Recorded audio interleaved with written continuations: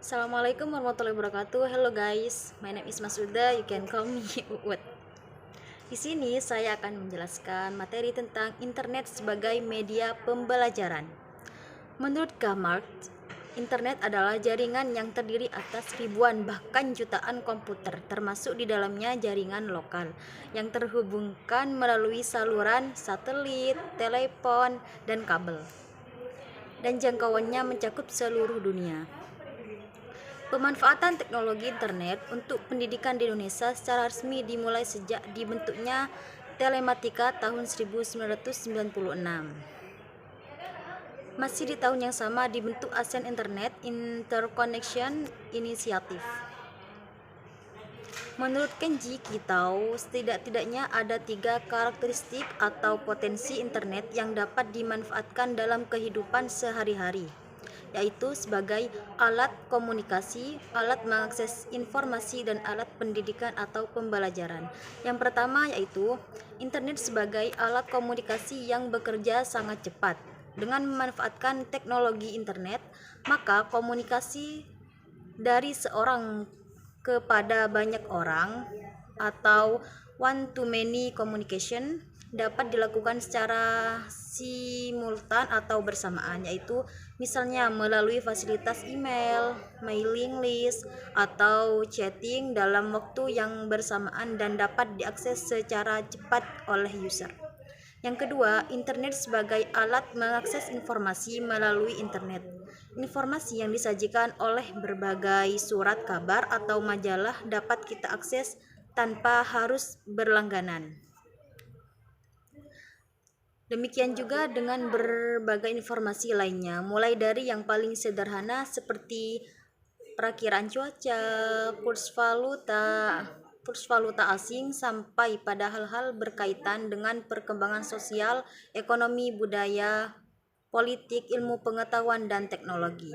Dan yang ketiga yaitu internet sebagai alat pendidikan atau pembelajaran. Perkembangan dan kemajuan teknologi internet yang sangat pesat dan bertambah ke seluruh penjuru dunia telah dimanfaatkan oleh berbagai negara, institusi, dan ahli untuk berbagai kepentingan, termasuk di dalamnya untuk pendidikan atau pembelajaran. Pemanfaatan internet dalam proses pembelajaran akan membantu dunia pendidikan dalam meningkatkan kuantitas atau kualitas peserta didiknya. Akan banyak peserta didik yang dapat dijangkau dengan internet.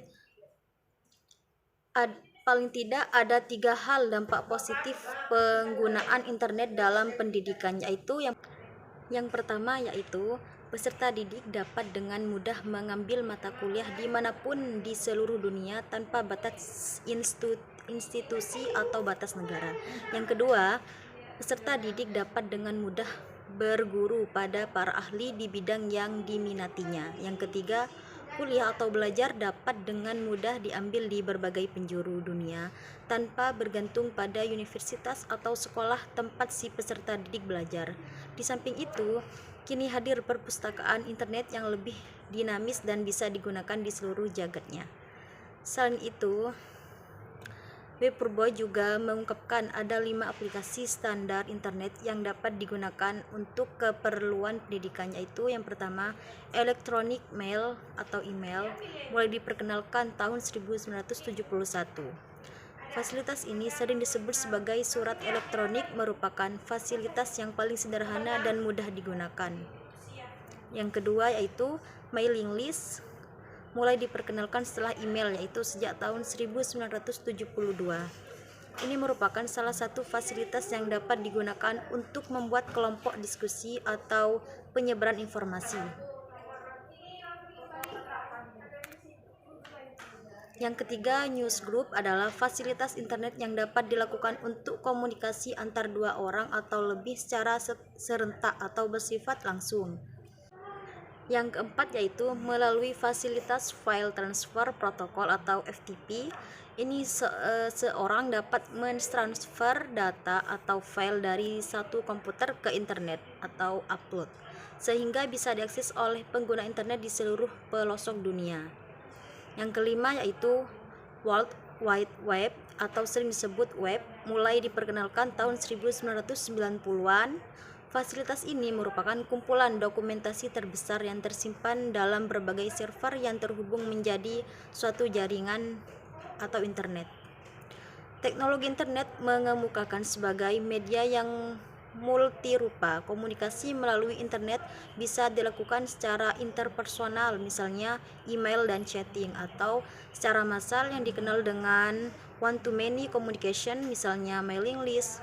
Internet juga mampu hadir secara real-time audio-visual seperti pada metode konvensional dengan adanya aplikasi telekonferensi.